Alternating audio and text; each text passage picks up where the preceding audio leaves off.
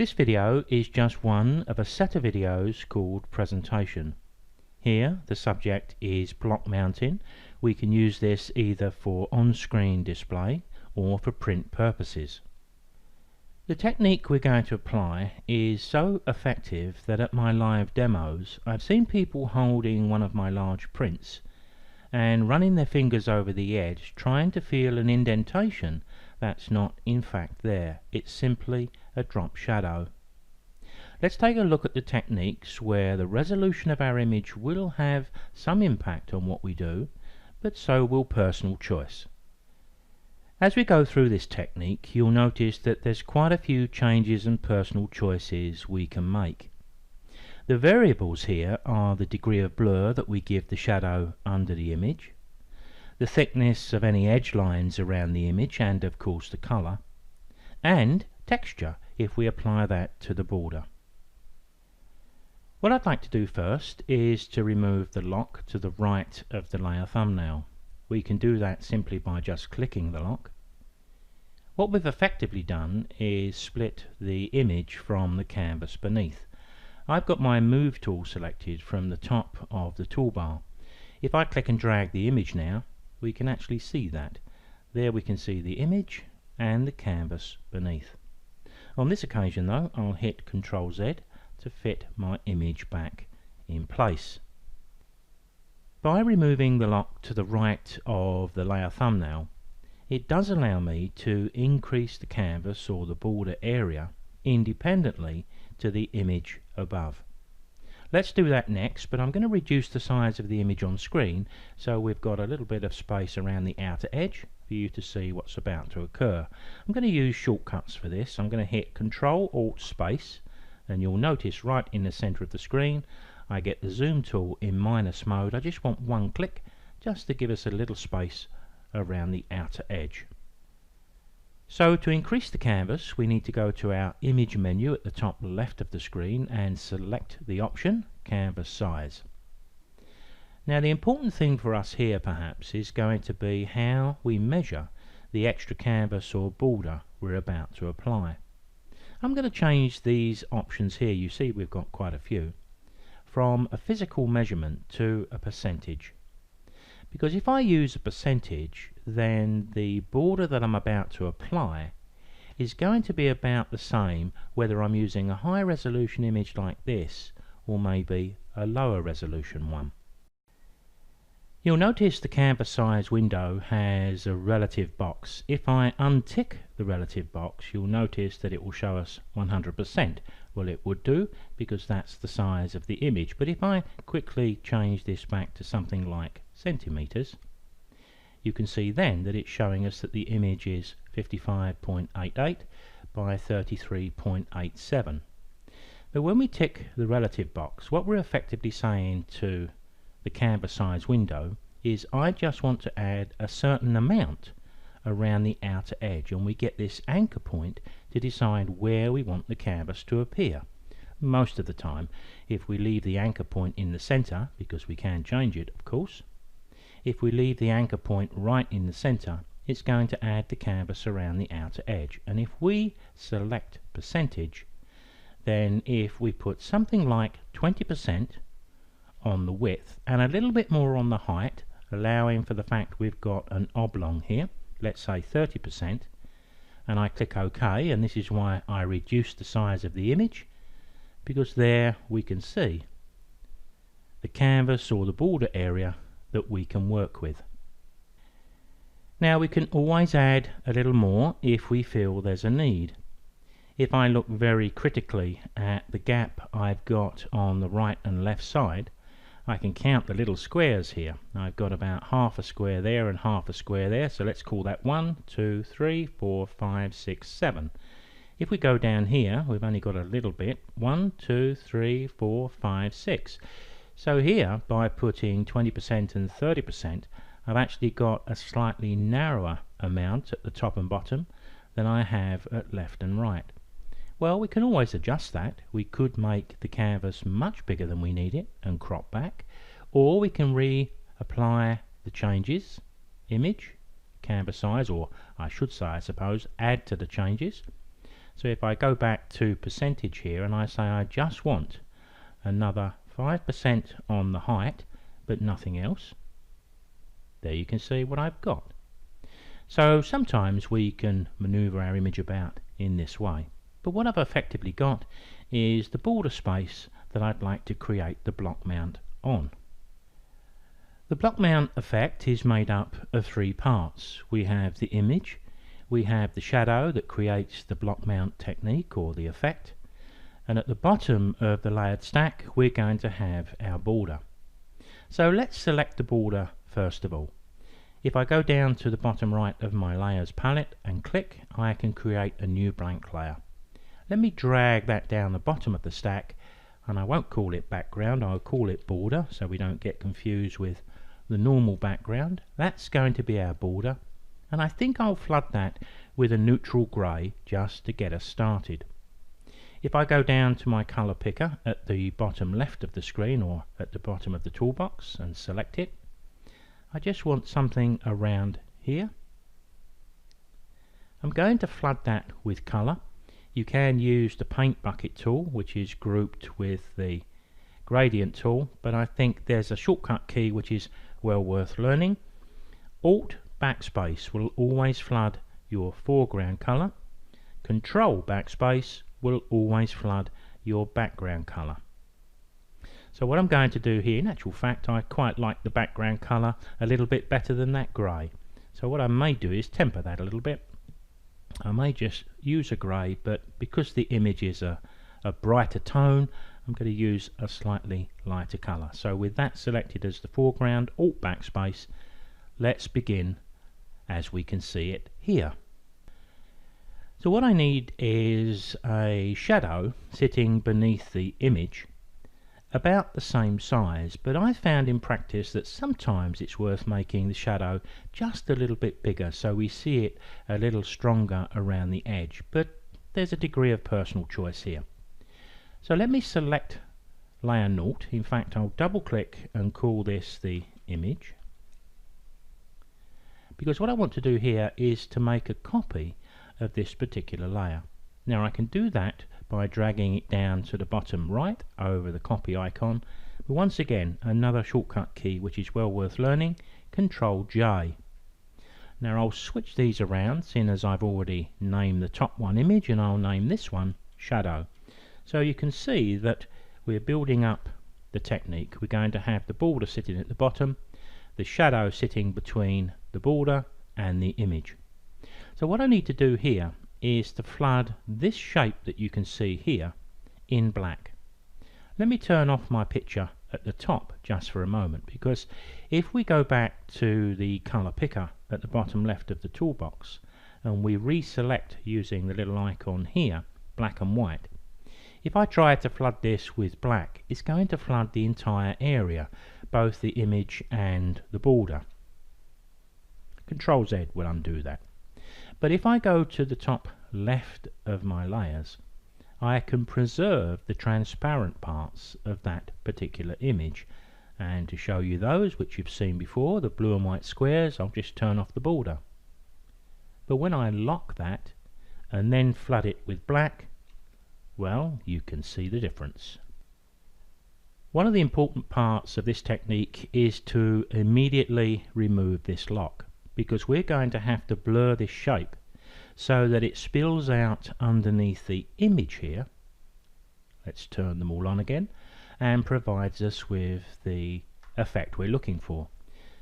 But it won't work while we've got this locked, because we're saying to Photoshop preserve the transparent parts. In other words, don't allow any changes outside of that black square, which is exactly what we've got to do. So remove the lock first, then we can go up to our filters menu, choosing filter, blur, Gaussian blur, or any blur you choose, and there you can see the effect straight away. I've got about a 64 pixel radius here.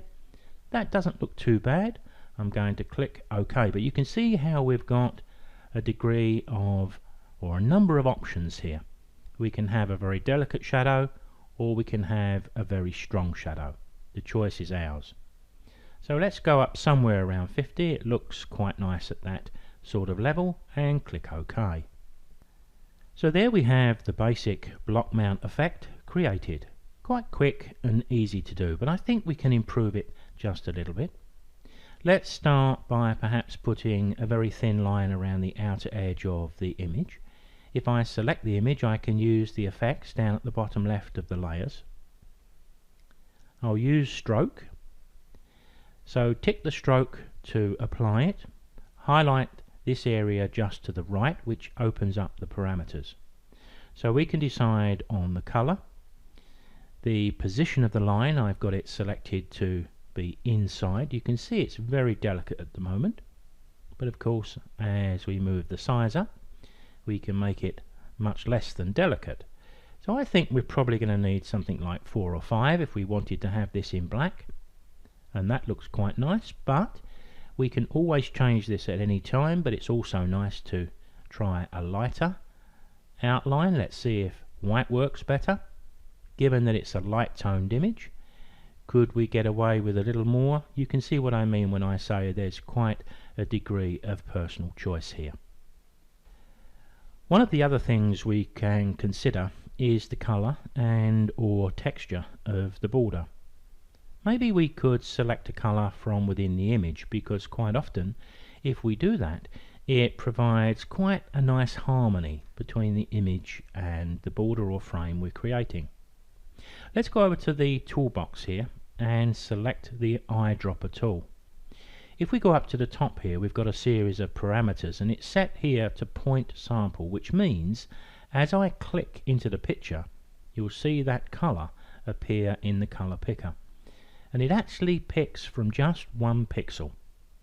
So it may be a good idea to select something like a, well, you can choose any one of these, but if we took a 5x5 average, 5 5's 25, so we're going to get an average of the 25 pixels I click on, let's say somewhere like that.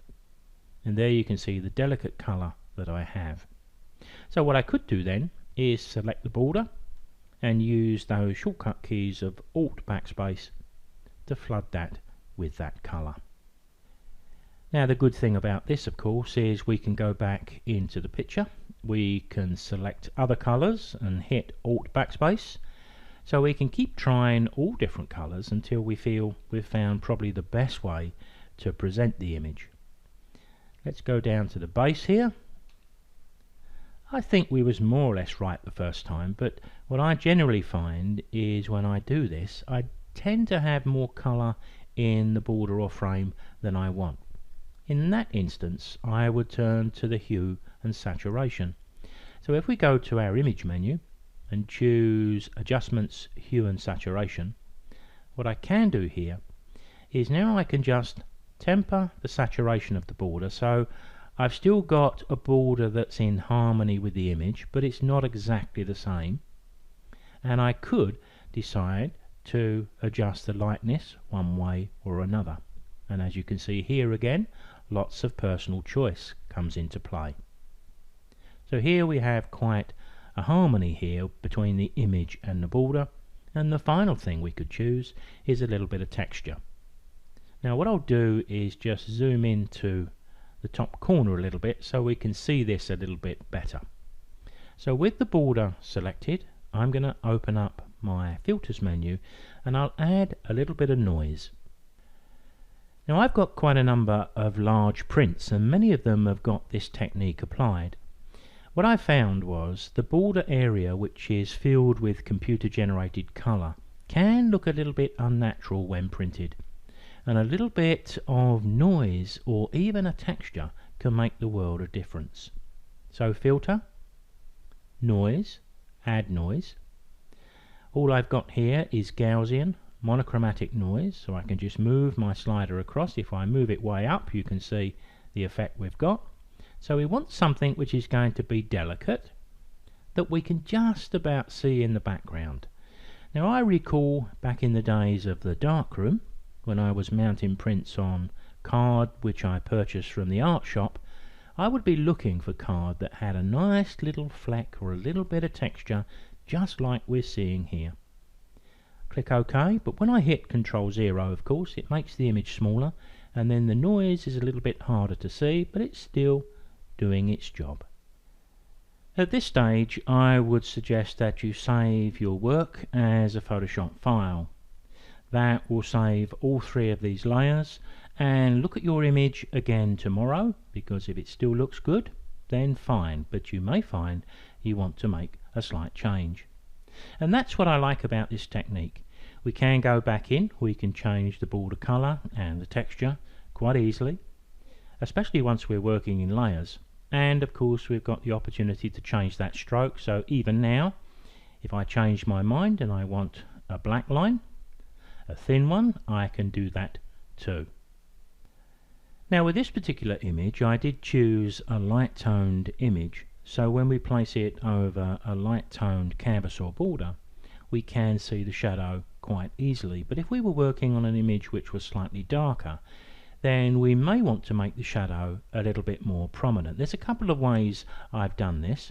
What I'd like to do here is to back away from what we've just done. So let's go back a little bit by dropping that shadow in the bin. I'll drop my effects around the image into the bin. So I've effectively gone back to when we just created that extra canvas, and we've got a border that we've put in place. Now if I hold my control key and I click the layer that I call image, you can see Photoshop picks that up pretty easily. What I'd like to do is expand that selection, so I add about 3-4 pixels all the way around. So I'm going to spread and make my shadow a little bit more prominent. Now the way I do that is to go to my select menu at the top of the screen, and we're going to choose modify and expand, because that's exactly what we're going to do. We're going to expand this selection outwards a little bit. If I choose 4 pixels, I'm going to get 2 on the left, right, top and bottom. Let's double that up. Let's go with 8 so we can see what we're about to do here, and you'll recognize again that there's a degree of personal choice here. But when I click OK, you may have just seen that line move a little bit, but if I zoom in a bit, you can see that in actual fact I have moved it slightly, and that's probably all we're going to need. I'll hit Ctrl 0 to fit that back on screen, but now we need to come back to our layers. Now rather than flooding the image, which is what I did last time, what I need to do now is create a new blank layer and just flood that selection underneath the image. So if we go down to the bottom right of the layers, we can create that new blank layer. We can drag it beneath the image. We can double click layer 1 and rename it if we wish. Not essential, but sometimes useful. So now I can flood that selection with black. Looking over at the left hand side, black is my foreground color. Alt backspace will do that. Control D will remove the selection, and there you can see the effect of what I've done. Very much the same as what we did originally, but here our shadow is just 4 pixels extra on the left, right, top and bottom. So when I blur it, it's going to be just a little bit more dynamic and positive, and perhaps better suited to a slightly darker image. But let's follow through here. Go to the filters menu at the top of the screen, choosing our blur and Gaussian blur. Please experiment with many of the other types of blur. You may find one you like slightly better. Here you can see the effect we applied before, somewhere around about 50, and we've got a slightly stronger shadow. But here's another tip. Let's assume we were working on a much darker image and we wanted the shadow to be even stronger than that. What I can do is make a copy of the shadow layer, which effectively doubles up the impact. If you look at one of the corners of this image as I hit Ctrl J to copy that layer, you can see exactly what I mean. Now that shadow I'm going to suggest is a little bit too heavy in this case, but it wouldn't be if we had a darker image with a darker background. And we've got other options we can look at, because we also have the option to change the opacity. So if we've got one shadow layer and we feel that's not quite strong enough, we can add another. But if we feel that's far too strong, then of course we can temper that with the opacity. So you can see what I mean when I say there's an awful lot of personal choice when it comes to image presentation. And not forgetting, we've still got the opportunity here to add a fine line around the image itself.